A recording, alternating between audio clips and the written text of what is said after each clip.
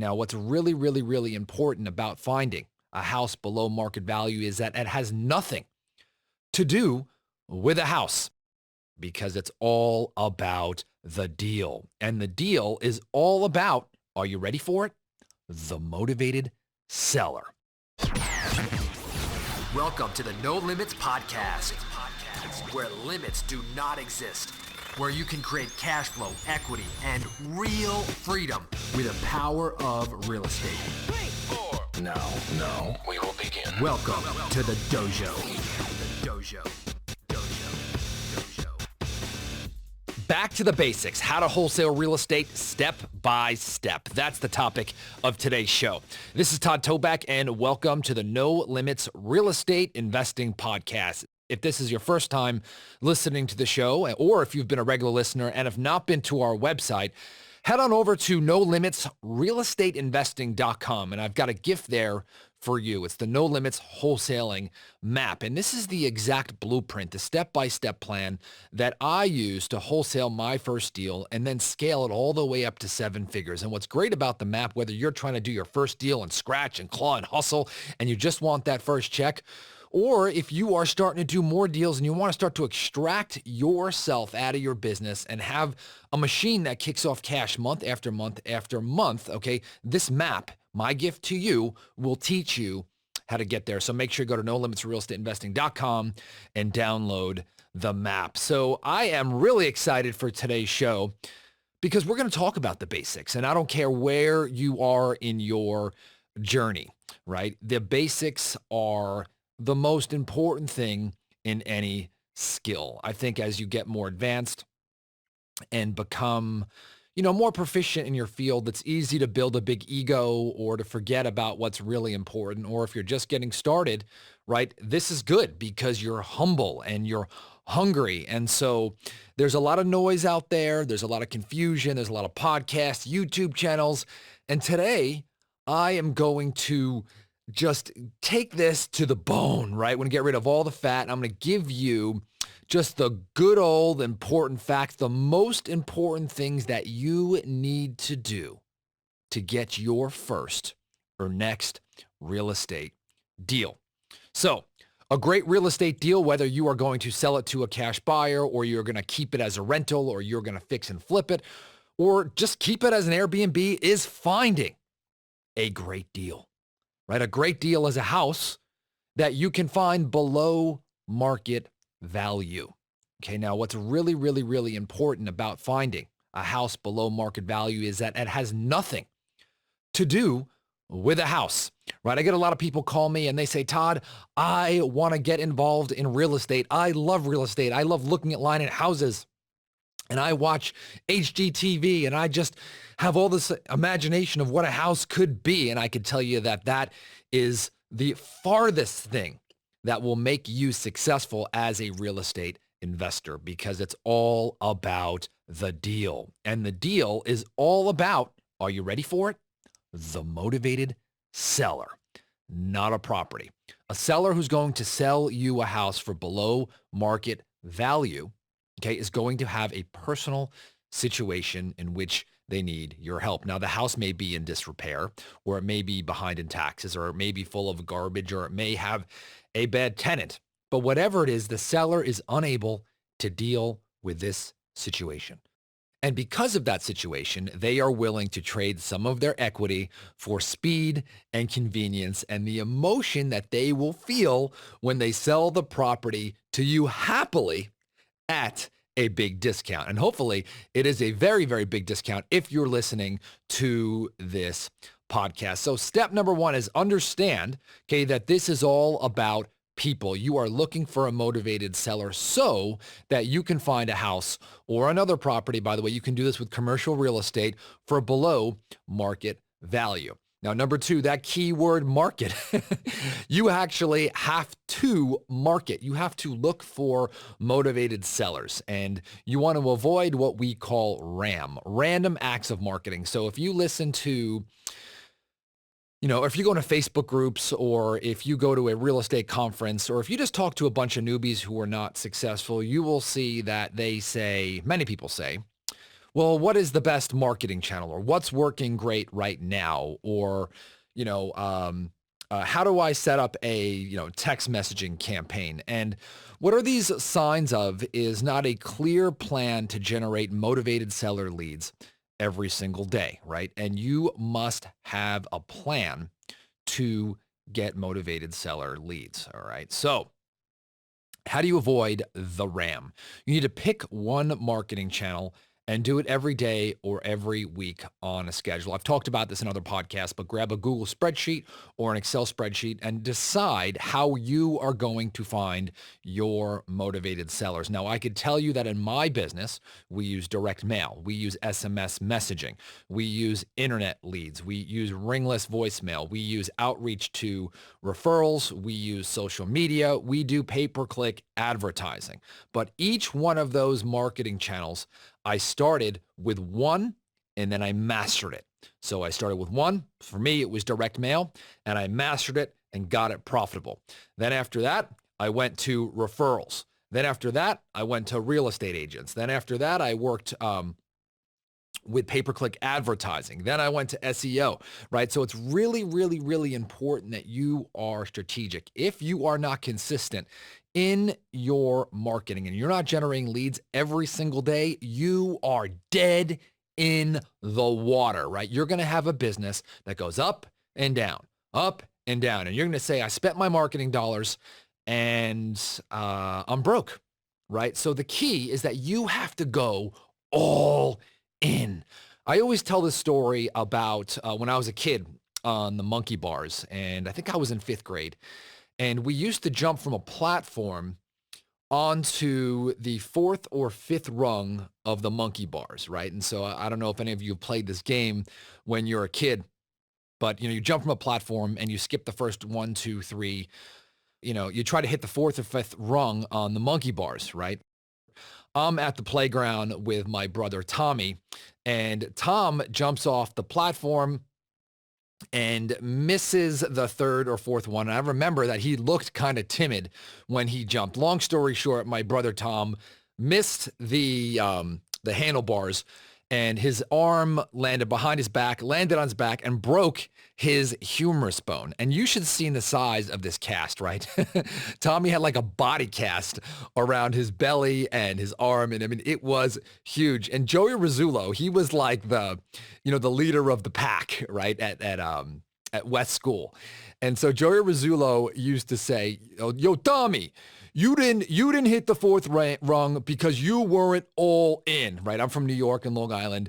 And he says, you can't hold back, right? You were timid. You got to jump, right? Like there's lava, right? Like the kids play, right? Like underneath you, there is no safety net. You've got to go all in. So long story short, Tommy got his cast off his arm, right? And I remember, kids are crazy, right? And Tom all of a sudden is jumping at the monkey bars, and Joey Rizzullo is there, and he's like, all right, Tom, you got to go all in. All in. And so Tom jumps off the platform, screams at the top of his lungs like a lion, right? And hits that 5th rung. I'm not sure if it was the 4th or the 5th one, but you betcha Tom understood the concept of all in after breaking his humerus bone. And so I can tell you, that's the way you got to look at marketing, right? You don't need to spend all of your money, but you've got to make a commitment, right? Whether it's a certain amount of days or hours cold calling or texting or sending out direct mail, because then you're going to have this drip, drip, drip, drip, drip every single day, right? You don't want the start and the stop, right? Don't picture the faucet all the way on. Picture that steady stream of water just coming out of that faucet nice and slow every single day to generate motivated seller. Now, I could tell you during the first few weeks, right, you're brand new and maybe, you did this on faith and you're scared, but I could tell you the first few weeks you're marketing, you're not going to find a motivated seller. It's going to be quiet. You're going to talk to a lot of people who aren't motivated. Maybe some agents call you, they blast you on the phone. They tell you that you can't do what you're doing, and doubt is starting to creep in. Don't worry, pay no attention. I want you to be like a bull in a china shop. You're going to be unstoppable here, all right?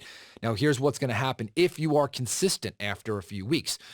You're going to get a phone call. and it's going to sound a little bit different than the rest. Okay. I could tell you that when I hired my first acquisition specialist in my company, and by the way, you do not need to start this way, right? If we're getting back to the basics, you're answering the phone yourself and doing deals. But I remember when I was training Brian, we didn't seem like we were getting motivated sellers, and Brian just really stunk it up in sales. But then all of a sudden, that third, fourth week, we got that one phone call that sounded a little bit different, right? It was a lady that had a second home that was just filled with garbage, and no one had lived there for 35 years.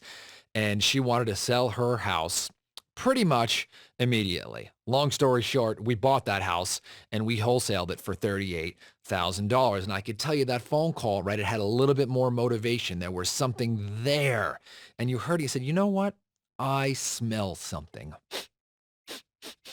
So needless to say, remember, there's going to be a 3 or 4 week kind of lag between when you start marketing and when you find that motivated seller. Now, maybe someone that you maybe talked to the first week, but that situation was brewing, right? That situation was brewing. Now, remember, as you're talking to motivated sellers, if you find someone motivated, you want to get in front of them belly to belly. That's really, really important when you're first starting out. Yes, you can lock deals up over the phone, but if you're doing the basics, okay, get in front of the seller. You are going to be dramatically increasing your success rate if you get belly to belly with a seller.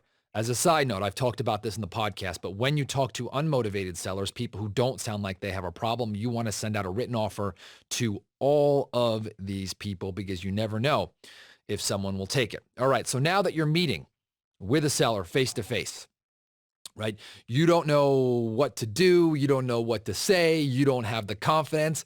Hey, I get it. Right? But you are never going to get this perfect. And there is nothing like being in a street fight. Okay. You're not going to learn how to fight by watching a VHS video. I just dated myself. I don't even know why I said VHS, but you're not going to learn to fight from YouTube. Okay. So you got to get out there and you have to meet with a motivated seller before you think you're ready, right? Because once you get that phone call, right? I remember my hands were shaking. My heart was beating through my chest. I didn't even have the right contracts and I didn't know what to say. I absolutely sucked at communications and sales. And I barely even knew what to pay for the property, right? I was a complete newbie. I was 22 years old. So I can tell you, by the way, I had just moved to a new state. So if I can do it, and if I did it right then, you can do it too, right? This is all about the basics. So you're meeting with the seller. Make sure that you bring a purchase contract, right? This is a purchase contract, your right to purchase a property. All right. Now, you have a contract. And the one thing I will tell you just about your agreement is anyone who buys our no limit selling system, by the way, gets our contracts. But your contract, what you want to do is just make sure you have the right to inspect the property and that you have the right to back out if the inspection does not fit your liking.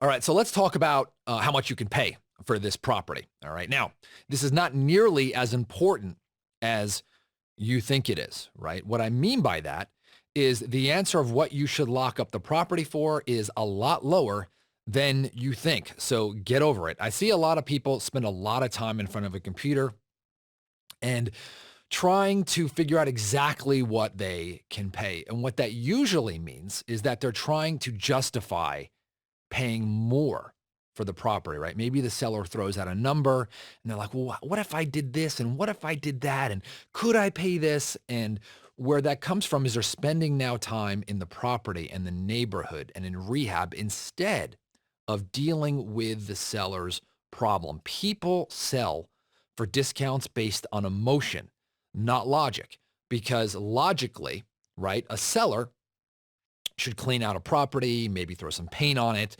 stick it on the market with an agent and get the highest price possible.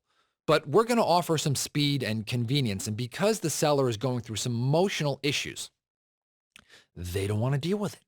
They want immediate relief from their problem. And that is where you come in. And that is why you are able to get a discount on this property. So do not overanalyze this? The answer is negotiate lower. All right. I've seen many people say, Todd, that's total BS. You know, what do you mean lower? Okay. Lower than you think. So I'm going to give you a just a basic way to figure out value, right? So go to Redfin or Zillow, and I want you to look at what comparable properties have sold for in the last 6 months. Okay, so you're looking for properties that have sold plus or minus 500 square feet, right? 500 square feet, bigger or larger. You're looking for houses that have sold again within a half a mile within 6 months. Okay, ideally plus or minus 250 square feet. Now, you're looking for the lowest of the low, right? So if most of the houses in that area are selling for, let's say, 350, and you see a bunch that have sold for 280, right? You now want to take that 280 number, right, which is the lowest of the low, and then go for a minimum of 20% below that, right? So 28 times 2, you can see how I do my math here, and that's about $56,000. So 280 minus $56,000. So you're looking somewhere in the 224 range, I think, right? So, hey, 224 or lower, right? Or lower. This is the key to doing big deals, because if you negotiate well, okay, you can recover from a mistake.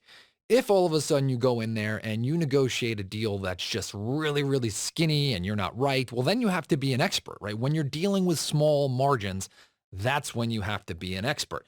I'm not telling you to be an expert in real estate. I'm telling you to be an expert in dealing with emotion and helping people. And if you do that, if you help solve someone's problem and build rapport and talk to them, and by the way, I've got a ton of podcasts here on how to talk to people, right? And by the way, if you have not purchased my No Limits selling system, this is all about the art of negotiating and getting the deals for deep discounts and handling objections and really just finding that pain point to the seller where you can help them. Okay, you got to go buy it. It's nolimitsalesystem.com, nolimitsalesystem.com, and you could check it and you could purchase it right there. If you want to go direct to the link without the free training videos, just put /backdoor. If you're totally broke and you don't want to invest in that, hey, listen to the podcast. That's my gift to you. And you could probably piece together a lot what's in the course. So don't let that hold you back. All right. I want everybody to have this. All right. So while you're dealing with the seller, again, negotiate that big discount. I gave you just a quick way to find out what you can pay. And the answer is less. So remember this. If you are negotiating on less margin, that's when you have to be an expert. So get a bigger margin so that you don't have to be an expert. My most successful students understand this. All right. So get that purchase agreement signed by the seller, right? Get them to sign on the dotted line. When you're walking out of the door, just make sure, hey, are you sure that this is what you want to do? Okay, we're ready to go. If you want, you could list with a realtor for more. This is called anchoring. I'm not scared to throw away the deal, something that I call the boomerang when I meet with a seller, right? Now, if you've done your job, if you've solved that pain, they're going to say, nope, we want to go with you. This sounds great. Now, you want to anchor them and tell them, okay, this is going to be a 30-day close. And the title company should be getting back to you, or I'll do an intro within 5 or 6 days. And then on day 12, I'm going to have an inspection on the property. I'm going to have a bunch of people here all at once, and it's going to be a little chaotic, but I'm going to do it once to make it really, really convenient on you so I don't have to come in 7 or 8 times, right? Anchor them, give them that expectation, let them know what's going to happen so that when it happens, right, they love you, right? You are a man or woman of your word. All right, so now that you have that agreement, you got this agreement in your hand, this thing is worth money because you now have a house under contract for less than market value. And a cash buyer, someone who wants to buy and fix and flip this house, okay, they want to buy that contract from you so that they can buy that house and keep it as a rental or keep it as, or do a fix and flip or use it for an Airbnb or whatever that is. They want basically a slice of that equity that you just negotiated. So what are you going to do with this piece of paper? Well, if you are in San Diego, California, or if you're in the Treasure Coast of Florida, you could sell that deal to me and I'll buy it if it's good enough. Okay. Or you and I could joint venture, right, on the deal, right, where I could wholesale it to my expansive, okay, and hungry and highest paying cash buyer list. So if you have a deal or want to joint venture, if you got a lead and you want one of our acquisition specialists to go out with you, go to support at nolimitsrealestateinvesting.com and put deal in the subject line, right? Or you can put deal or a JV partner. Support at nolimitsrealestateinvesting.com. If you're in another part of the country, or if you don't want a JV, right, then you want to sell it to a cash buyer. Now, I have done many, many episodes on this and how to find cash buyers. I'm not going to go into how to find them, but at this point, you either want to assign this contract assignment, which means that you are just going to sell your rights to the property or the contract for a fee, right? And that could be, hopefully, it's a big one. It's nice and healthy and juicy. Or you could actually do what they call a concurrent close, where you actually buy the property and then immediately resell it to your buyer in the same transaction without using your own money, man. And it is so, so, so awesome. The first time that I did it, I'm like, can you do that? And the title company was like, yeah. Sure, as long as the buyer and seller agree. And by the way, I've never had a buyer or seller disagree at closing. So that's very, very, very important. Okay, now hopefully you'll get a nice fat 30, 40, 50, maybe even $100,000 check. So I skipped a step, but take that contract to the escrow or title company and they will handle all the paperwork. Tell them what you're doing, right? Tell them that you're going to be assigning the contract and give them the original contract and the assignment of contract, and they will handle the rest. All right. You're going to get your check. You're going to pump your fist. You're going to jump up and down, right? And then you're going to do it again and again and again and again. And you're not going to let your income thermostat, right? This new income, this new influx of income, right? Drain your motivation. That's very, very dangerous. You've got to stay hungry and do it again and again and again and again and again and repeat this process, all right, until you've got $1 million in the bank. And then we're going to set a new goal. All right. So I hope you enjoyed today's Back to the Basics, how to wholesale step by step. I'd love your comments, right? Send an email to support at nolimitsrealestateinvesting.com. I would really like it if you would copy and paste maybe this episode, the link to it, right? The direct link, and send it to 3 or 4 people who you think might need to hear it. It could be this episode or another episode. Would really help the show. I do see your reviews on iTunes, so thank you for leaving those. Make sure you download the map at nolimitsrealestateinvesting.com, and I will talk to you on the next episode.